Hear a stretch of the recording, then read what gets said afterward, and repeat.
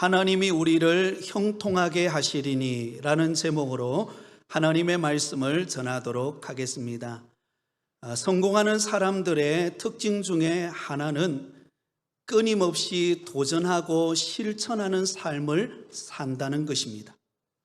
미국의 유명한 교육가였던 존 듀이, 그의 나이 90세가 되어서 생일을 맞이했을 때 한 사람이 그에게 찾아와서 이렇게 질문합니다. 그동안 많은 일들을 하셨는데 이제 무엇을 할 생각이십니까? 그러자 그가 이렇게 대답했습니다. 산맥은 깊습니다. 산 하나를 넘으면 또 다른 산이 있지요. 나는 여전히 새로운 산을 향하여 올라갈 것입니다. 만일 도전할 높은 산이 보이지 않는다면 이미 그 인생은 끝난 것과 다름이 없습니다. 여러분, 그렇습니다. 아무것도 하지 않으면 성공할 확률은 0%밖에 되지 않습니다. 머릿속에 상상만으로 머문다면 그것은 공상에 불과할 것입니다. 도전이 없다면 성공을 이룰 수 없습니다. 현실에 안주하지 않고 계속해서 도전하는 자만이 결국은 승리할 줄 믿습니다. 우리는 느헤미야서를 시작하면서 느헤미야가 하나님 앞에 어떻게 쓰임받고 있는가를 우리가 계속해서 살펴보고 있습니다. 느헤미야는 그의 형제 중에 하나인 하나니를 통하여 절망적인 유다와 예루살렘의 소식을 듣고 거룩한 부담감을 가지고 하나님 앞에 금식하며 기도했습니다. 한두 번 기도하는 것으로 끝나지 아니하고 하나님의 역사가 이루어질 때까지 인내하며 하나님 앞에 기도했습니다. 여러분, 그러자 무슨 일이 일어났을까요? 하나님의 선한 손이 느헤미야를 돕기 시작합니다. 페르시아의 왕이었던 그 아닥사스다의 왕의 마음을 움직여 주신 것입니다. 여러분, 지난 주간에 우리가 암송했던 구절 기억하십니까? 느헤미야 2장 4절 말씀이죠. 우리 같이 한번 해볼까요? 느헤미야 2장 4절 말씀 같이 읽습니다. 왕이 내게 이르시되 그러면 내가 무엇을 원하느냐 하시기로 내가 곧 하늘의 하나님께 묵도하고. 여러분, 아닥사스다 왕이 성벽 재건을 중단시켰던 왕입니다. 그런데 느헤미야가 하나님 앞에 금식하며 인내하며 오랫동안 기도할 때 하나님께서 그 아닥사스다 왕의 마음을 바꾸어 주시고 느헤미야에게 네가 원하는 것이 무엇이냐? 내게 말해보라. 여러분, 느헤미야가 원하는 것이 무엇이었습니까? 바로 유다 예루살렘에 무너진 성벽을 재건하는 것이었습니다. 드디어 왕의 허락을 받고 느헤미야는 제3차 포로 귀환을 이끄는 총독으로 여러분 예루살렘으로 오게 됩니다.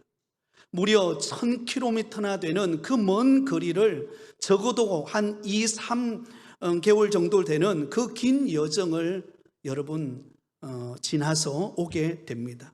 그렇게 긴 여정을 마치고 예루살렘에 도착했을 때 여러분, 그는 어떤 일을 하게 될까요?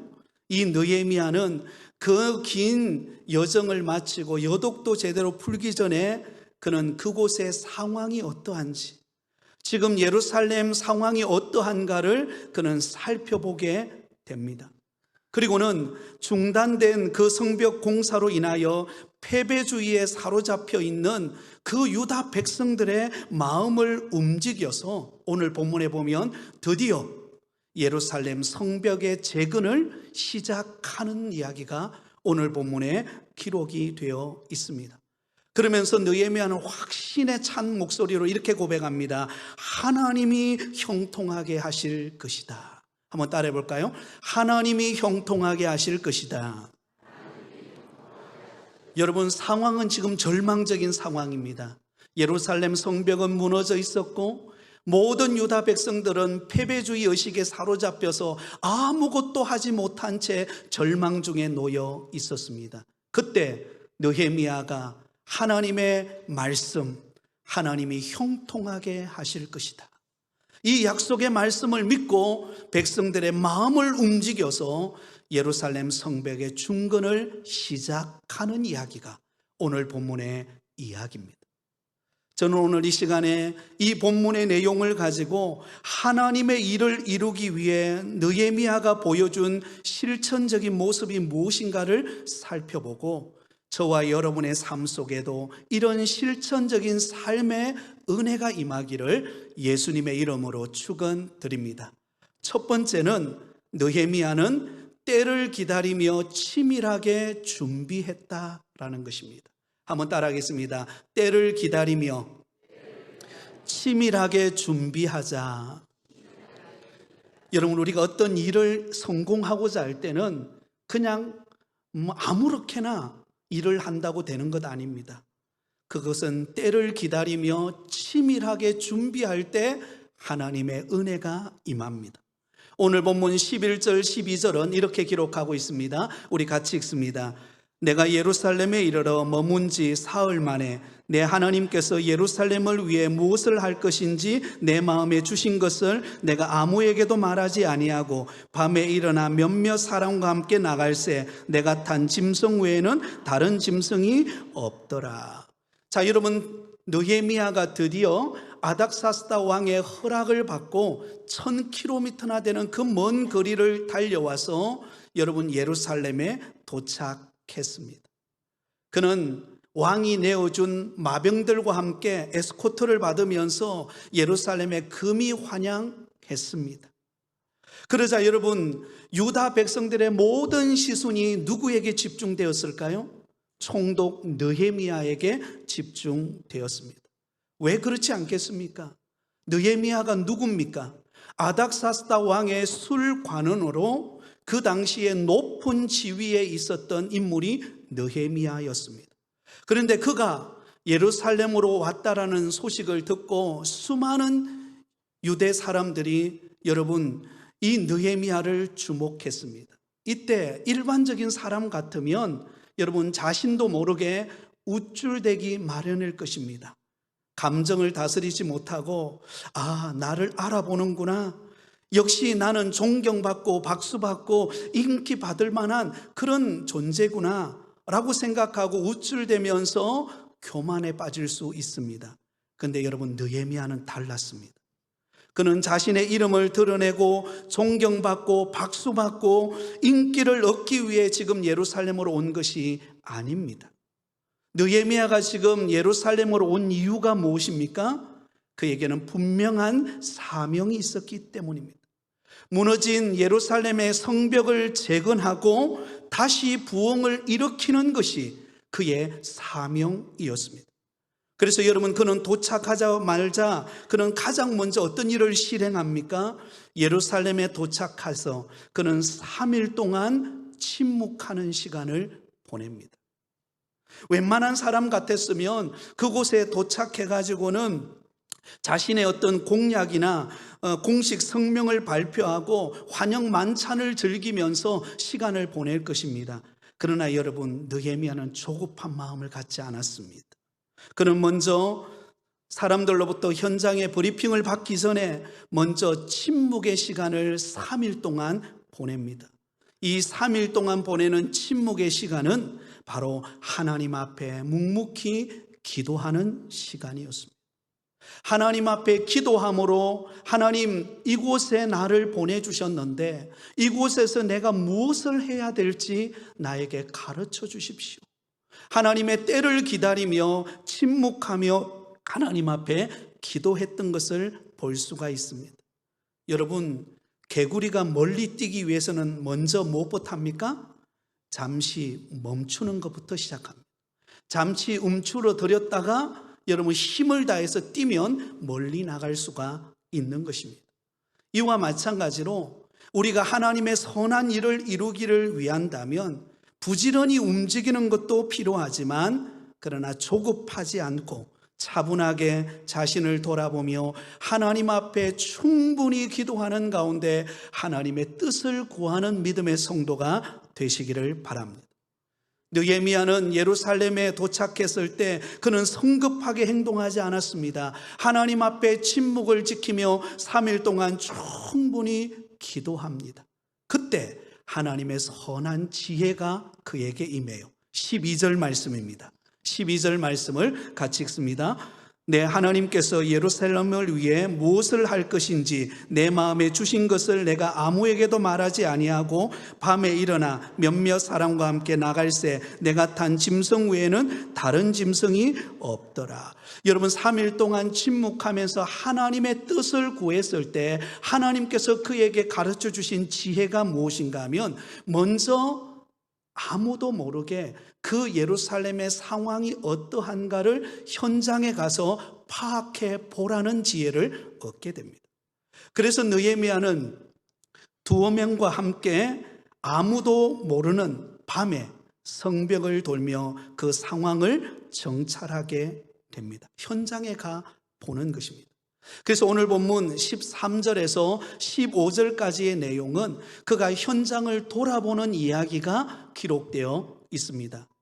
여러분, 느헤미야는 먼저 예루살렘 서쪽인 골짜기 문으로 나가서 동남쪽 코스를 따라 용정이라고 하는 우물을 거쳐서 분문이라고 하는 곳에 도착합니다. 여기서 나오는 이 분문은 요즘으로 말한다면 쓰레기 매립장과 같은 곳이었습니다.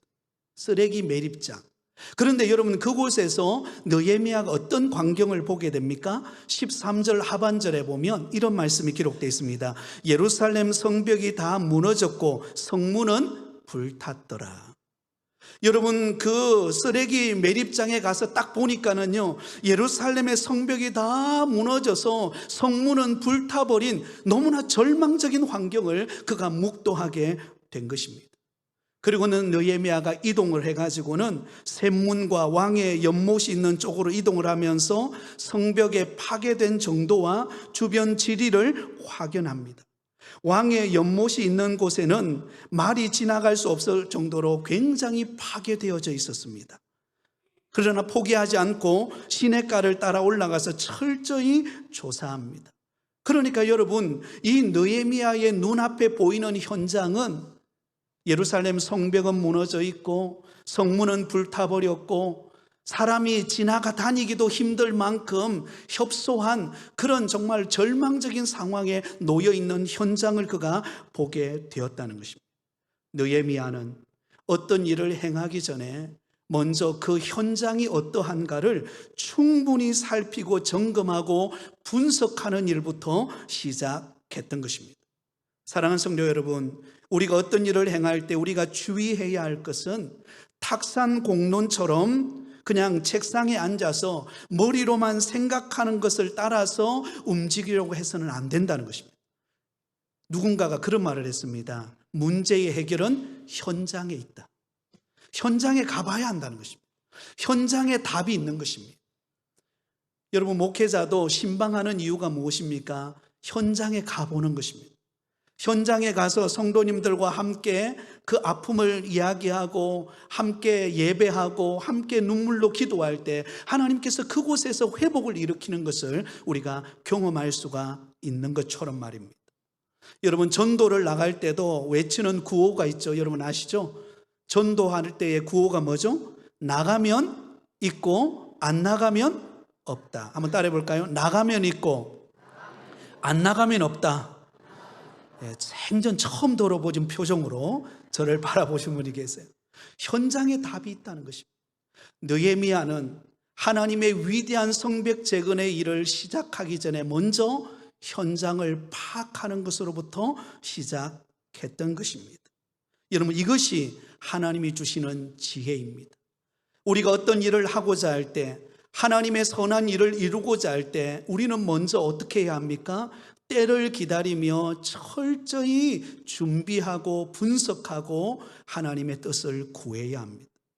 여러분, 하나님의 마음에 합하여 사람이었던 다윗 역시 그러했습니다.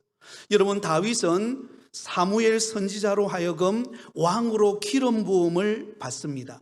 그런데 그가 실제로 이스라엘의 왕이 되기까지는 무려 15년이라는 기간이 흘러갑니다. 여러분 15년이라는 시간이 흘러가는 동안 무슨 일이 다윗에게 있었을까요? 우리가 잘 아는 것처럼 사울 왕이 시기심에 의해서 10년이라는 세월 동안 다윗을 추격하며 그를 죽이려고 하는 환난을 당하게 됩니다. 여러분, 때로는 쫓겨가는 도망자의 신세를 당하는 다윗이 사울 왕을 죽일 수 있는 두 번의 기회가 있었어요. 그런데 다윗은 그 기회를 여러분 하나님께 맡기고 사울 왕을 죽이지 않아요. 왜? 하나님이 기름 부음 받은 자를 내가 함부로 할 수 없다. 그 마음 가지고 하나님의 때를 기다립니다. 그래서 15년이라는 시간이 딱 흘러가고 난 다음에 그를 광야에서 연단하고 또한 영적 지도자로 다 준비하고 난 다음에 15년이 딱 지났을 때 하나님께서 다윗을 사울 왕의 뒤를 이어서 이스라엘의 왕으로 세우는 것을 볼 수가 있습니다. 여러분, 우리가 하나님의 선한 일을 이룰 때는 반드시 때가 있는 줄 믿습니다. 그러면 그 때를 준비하는 우리는 어떻게 해야 합니까? 그 때를 위하여 우리는 기도하고 세밀하게 준비해 가는 과정 속에 하나님의 뜻을 구하는 저와 여러분이 되실 수 있기를 바랍니다. 이것이 하나님이 우리에게 주시는 지혜입니다. 두 번째로, 느헤미야는 담대하게 사람들의 마음을 움직였다라는 것입니다. 한번 따라하겠습니다. 담대하게 사람들의 마음을 움직였다. 여러분, 느헤미야는 예루살렘에 도착하여서 3일 동안 침묵하고 그리고 아무도 모르게 그 현장을 생생하게 치밀하게 파악하고 난 다음에 그 다음에 여러분 느헤미야가 한 행동이 17절에 나옵니다. 우리 17절을 같이 읽습니다. 시작. 후에 그들에게 이르기를 우리가 당한 공경은 너희도 보고 있는 바라. 예루살렘이 황폐하고 성문이 불탔으니 자 예루살렘 성을 건축하여 다시 수치를 당하지 말자 하고. 여러분, 느헤미야가 밤의 은밀한 중에 예루살렘 불타버리고 회파되어져 버린 성벽을 돌아보았습니다. 참혹했습니다. 절망적이었습니다. 도저히 다시 회복할 수 없는 그런 상황에 놓여 있었습니다. 그러나 여러분, 느헤미야는 절망하지 않았습니다. 오히려 위기가 기회라고 하는 믿음을 가지고 이스라엘 그 남유다의 방백들, 지도자들을 소집합니다. 소집하고 난 다음에 그들에게 여러분 무엇을 말하는가? 이렇게 말합니다. 예루살렘이 황폐하고 성문이 불탔으니 자 예루살렘 성을 건축하여 다시 수치를 당하지 말자.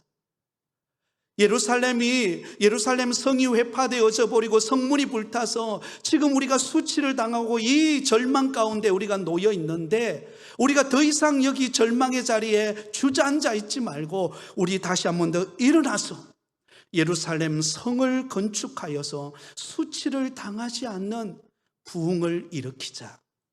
동기부여를 불어넣는 것을 볼 수가 있습니다. 여러분, 이 당시에 유다 백성들은 다 패배주의에 젖어 있었습니다. 안 된다는 것입니다. 지난 14년 동안 아무리 그들이 노력하고 애써도 성벽이 재건되지 않고 회파된 성문을 다시금 일으킬 수 없는 상황에 놓여 있다 보니까 그들의 마음속에는 패배의식으로 가득 차 있었습니다. 안 된다, 이제 끝났다, 우리가 무엇을 할 수 있는가, 답이 없다. 패배주의 사고 속에 젖어 있는 그들을 향하여서 여러분 느헤미야가 열정을 가지고 그들에게 선포하는 것입니다. 자, 예루살렘 성을 건축하자. 그리고는 우리가 수치를 면하자.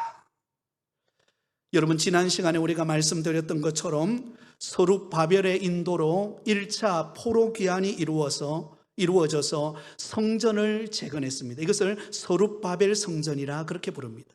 그리고는 2차 에스라의 주도하에 귀환한 이스라엘 백성들은 영적 대각성 운동을 일으키고 성벽 재건에 나섰습니다. 그러나 성벽 재건을 하다가 이방의 대적자들에 의해서 아닥사스다 왕에게 거짓 상소를 올림으로 인하여서 그 성벽 재건의 공사가 중단되었습니다. 그 중단된 기간이 14년이라는 시간이 지나왔습니다. 그러는 동안 유다 백성들은 무기력해져 버렸습니다. 패배의식에 젖어서 어느 누구도 용기를 내어서 어느 누구도 다시 일어나서 성벽을 재건하자고 말하는 사람이 단 한 사람도 없었습니다. 그런데 놀랍게도 느헤미야가 그 패배의식에 젖어 있는 이스라엘 백성들에게 찾아와서 유다 지도자들을 불러놓고 그들을 향하여 강력하게 요청합니다. 다시금 예루살렘 성벽을 재건하자. 여러분, 그러면서 이 느헤미야가 믿음의 고백을 합니다. 그 말씀이 오늘 18절 말씀입니다. 이번 주 저와 여러분이 암송해야 될 구절입니다. 18절 말씀 우리 같이 읽습니다. 시작. 또 그들에게 하나님의 선한 손이 나를 도우신 일과 왕이 내게 이런 말씀을 전하였더니 그들의 말이 일어나 건축하자 하고 모두 힘을 내어 이 선한 일을 하려 하매. 할렐루야. 여러분, 패배주의에 젖어 있고 그 어느 누구도 다시 이 일을 진행할 것이라고는 상상조차 하지 않고 있던 절망 속에 주저앉아 버린 그 이스라엘 백성들을 향하여 느헤미야가 말하는 것입니다. 하나님의 손이 자신을 도운 일과 왕이 자신에게 이런 말씀을 전함으로. 여러분, 하나님의 선한 손이 이 느헤미야를 어떻게 도왔습니까? 느헤미야가 그 예루살렘의 소식을 듣고 하나님 앞에 금식하며 기도할 때에 하나님의 선한 손이 누구를 움직였어요? 아닥사스다 왕의 마음을, 그 예루살렘 성벽을 중단시켜 버렸던 그 아닥사스다 왕의 마음을 바꾸셔서 느헤미야를 예루살렘으로 보냈습니다. 그때 느헤미야는 어떤 믿음의 확신이 있었을까요? 이것은 하나님이 하시는 일이다. 하나님이 지금 선한 손길로 나를 그 예루살렘으로 보내어서 무너진 성벽을 재건하기 위해서 나를 보내시는 하나님의 선한 손길이다 라는 믿음이 있었습니다. 그래서 예루살렘으로 와서 그 유대 지도자들을 불러놓고 그들 앞에 열정을 다하여 말하는 것입니다. 여러분들이요, 하나님의 손이, 선한 손이 우리와 함께 할 것입니다. 우리가 다시 한 번 더 예루살렘 성벽을 재건하면 하나님이 다시금 회복할 것입니다. 하나님께서 다시금 은혜 주실 것입니다. 우리 일어나십시다. 우리 함께 일을 시작하십시다. 할렐루야. 그런 믿음의 고백을 하니까 어떤 일이 벌어집니까? 그 말을 들었던 유다 백성들이, 지도자들이, 그렇구나, 우리가 일어나자, 건축하자, 다시금 해보자, 용기를 갖게 된 것입니다. 여러분, 느헤미야의 그 믿음의 열정이 식어져 버린, 메말라 버리고 패배의식에 젖어 있던 그 유다 백성들의 마음을 회복하고 다시금 예루살렘의 성벽을 재건하는 일에 다시 한 번 더 동기부여를 하는 장면이 오늘 본문의 내용입니다. 그렇게 말하는 느헤미야의 눈빛은 불처럼 타올랐습니다. 그의 말은 확신에 차 있었습니다. 그는 타오르는 열정을 가지고 그들을 다시금 일으키셨습니다. 사랑하는 성도 여러분, 우리가 하나님의 선한 일을 하려면 열정이 있어야 합니다. 열정이 식어져 버리면 다 아무것도 이룰 수 없습니다. 여러분, 우리가 밥을 먹을 때도요, 밥솥에 밥을 해가지고 여러분 대충 밥이 저희 집 소천 27분이면 딱 밥이 되더라고요. 여러분 집은 몇 분에 밥이 되나요? 30분. 예. 예. 밥이 딱 돼요. 근데 27분이 딱 되면 그 다음에 하는 말이 밥을 저어주세요 그래요. 밥 접는 일은 제가 담당입니다. 그래서 밥이 27분 딱 되면요, 이게 이렇게 그 옆에 푸석푸석하면서 팍 올라오잖아요, 그죠? 압력밥솥에 그 뭐죠? 네, 그런 게 있습니다. 이렇게 팍 올라와요. 그럼 이제 밥을 저어줄 시간이에요. 그러면 제가 밥을 그죠? 네, 막 주걱을 가지고 밥을 적고 난 다음에 그 따뜻한 밥을 탁 퍼가지고 있잖아요. 먹으면은요, 그때가 제일 맛있어요. 근데 한 30분 지나고 난 다음에요, 식어진 밥이 있잖아요. 그거 먹으면은요, 마치 모래알을 씹는 것처럼 밥이 잘 안 넘어갈 때가 있습니다. 우리 안에 열정이 회복되어야 할 줄 믿습니다. 여러분, 하나님은 2026년도 우리 부곡교회를 향하여, 저와 여러분을 향한 하나님의 놀라운 계획이 있는 줄 믿습니다. 그렇다면 우리는 다시금 일어날 용기가 필요한 것입니다. 다시금 할 수 있다라고 하는 믿음이 필요한 것입니다. 그 믿음을 가져야, 그 열정을 가져야 하나님은 일하시는 줄 믿습니다. 여러분, 현대그룹의 창업주가 누구죠? 우리가 잘 아는 정주영 회장이죠. 정주영 회장. 여러분, 이 정주영 회장의 일화 중에 울산 조선소를 건축할 때에 일화입니다. 여러분, 그 당시만 하더라도 굉장히 나라 전체가 어렵고 외국에 어떤 그 돈을 빌린다는 게 이게 불가능할 때였습니다. 그런데 정주영 회장은 꿈이 있었습니다. 그 울산에 있는 그 바닷가에 조선소를 세워서 우리나라를 일으켜야 되겠다, 경제를 일으켜야 되겠다, 그런 꿈을 가지고 있었습니다. 그래서 여러분, 조선소를 만들려면 반드시 차관, 돈을 빌려야 되잖아요. 근데 우리나라는 어려운 시기니까 돈을 빌릴 수가 없었어요. 그래서 영국으로 가서 돈을 빌리는데 세상에요, 뭘 가져가는가? 설계 도면 한 장하고 그리고 거북선 그림이 그려져 있는 화폐 하나를 들고 갑니다. 그때가 500원짜리인가 그래요. 그걸 들고 갑니다. 영국에 가서 차관 돈을 빌리기 위해서 가는 거예요. 그래서 영국에서 말합니다. 아니, 당신의 나라는 지금 가난하지 않느냐? 그리고 만약에 우리가 돈을 빌려줘서 갚지 못하면 어떻게 하려고 그러느냐? 그때 정주영 회장이 설계 도면 한 장과 더불어서 거북선이 있는 화폐를 딱 내놓으면서 우리나라 민족이 어떤 민족이지 않느냐? 우리나라 민족이 거북선을 만들어서 그 일본의 침략 가운데서 우리가 막아낸 민족이다. 거북선을 만든 민족이 조선을 소인 배를 못 만들겠느냐? 여러분, 그 말을 듣고 영국 사람이 놀래버렸어요. 오케이! 그리고는 여러분, 조선소가 건립이 된 것입니다. 여러분, 이 정주영 회장에는 가장 싫어하는 말이 있었다고 합니다. 안 된다는 말이에요. 누군가가 안 된다, 그 말을 하면 참지를 못했다고 합니다. 사랑하는 성도 여러분, 주님 안에서는 할 수 있는 줄 믿습니다. 안 된다고 말하지 마십시오. 기도해보자고 말하십시오. 그리고 하나님이 할 수 있다라고 말하십시오.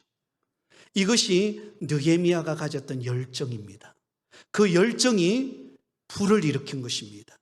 그 불이 유대인들의 심령 속에 불타오른 거예요. 그래서 패배의식 속에 젖어있던 그들의 마음을 회복하고, 그렇구나, 성벽을 다시 짓자라고 일어난 것입니다.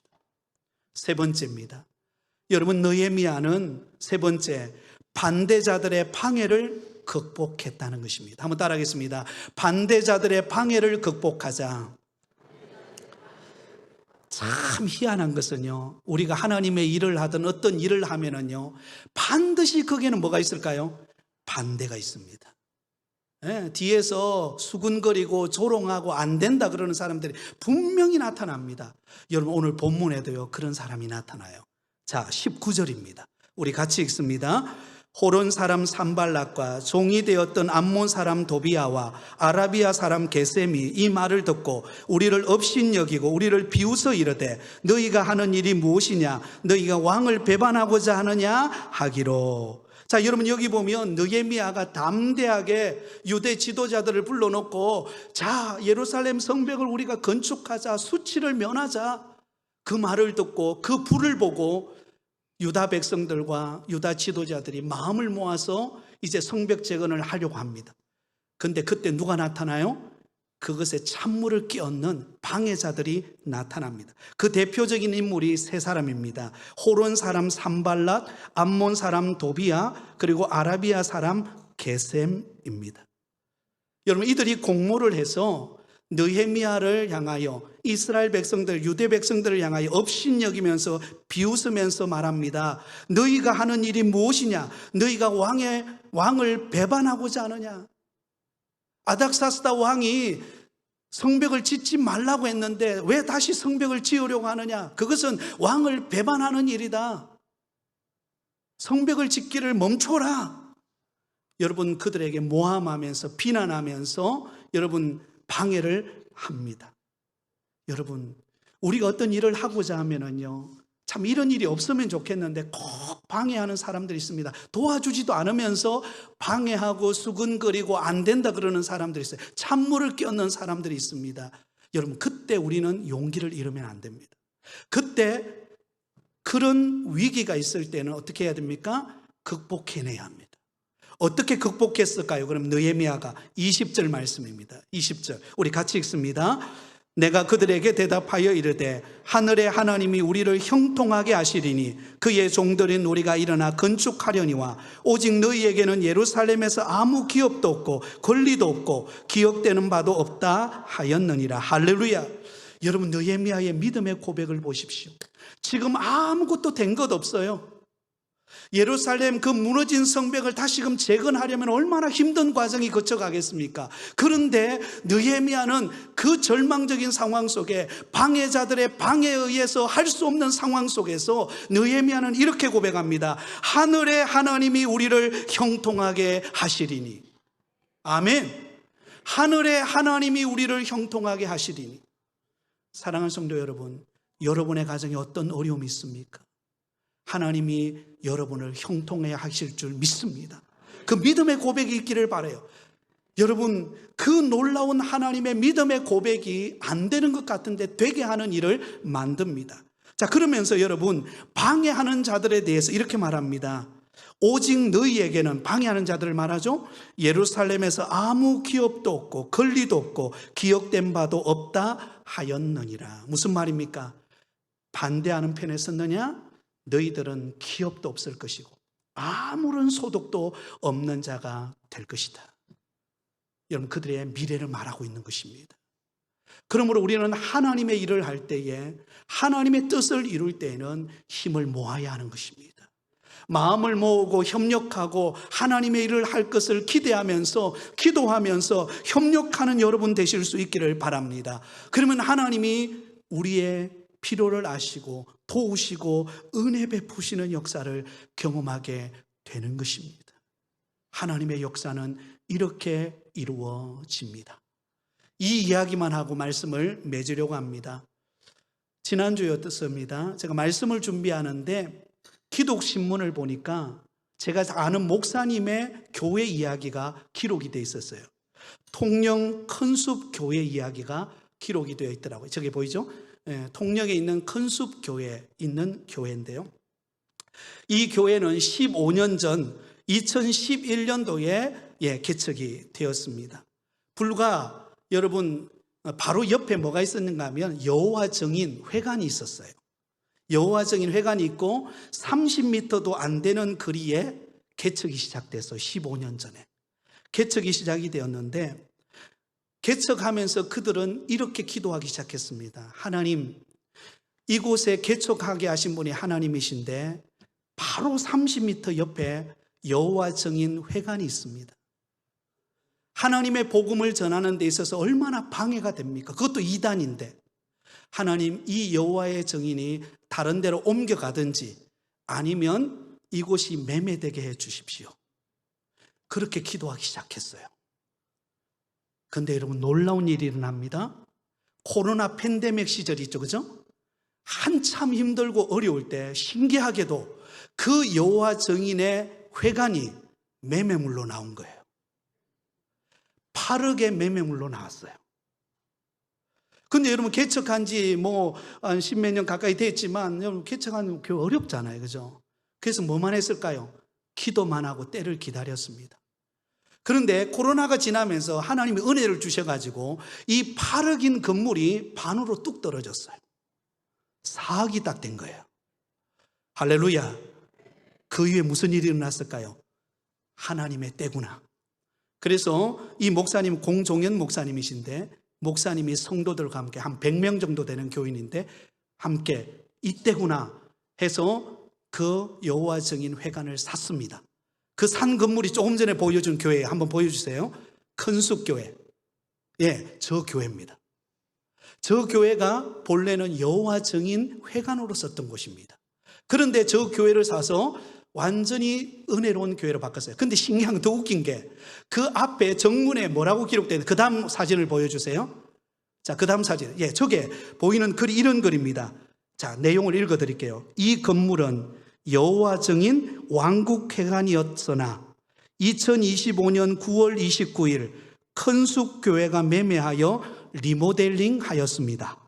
큰숲교회는 대한예수교 장로회 합동측 부경로회 남부시찰 소속이며 통용기독연합회 회원교회입니다 라고 기록해서 정문에 딱 걸어놓았다는 것입니다. 할렐루야. 이때는 박수 소리가 한번 나와야 됩니다. 여러분, 요즘에 우리가 소식을 들을 때요, 교회가 이단 교회에 팔렸다는 이야기는 들어봤잖아요. 그런데 이단 교회가 교회로 바뀌어져서 복음을 전하는 곳으로 바뀌었다는 걸 저는 처음 들었습니다. 그런데 그 교회가 제가 아는 목사님 교회예요. 그것도 교인 100명이 그 일을 이루어내고 하나님의 복음을 전하는 교회가 되었습니다. 어떻게 그게 가능했을까요? 하나님의 때를 기다리고 기도하며 준비했기 때문입니다. 그리고 낙심하지 않고 여러분, 하나님을 의지하는 가운데 여러분, 그들이 어떤 방해 요소도 있었지만 그걸 물리치고 나가니까 하나님은 하나님의 일을 이루시는 줄 믿습니다. 저와 여러분의 가정에 2026년도 그런 은혜가 임하여 하나님께서 형통케 하시는 열매가 있을 줄 믿습니다. 그런 좋으신 하나님 바라보고 이 한 해 달려가는 저와 여러분이 다 되시기를 예수님의 이름으로 축원드립니다.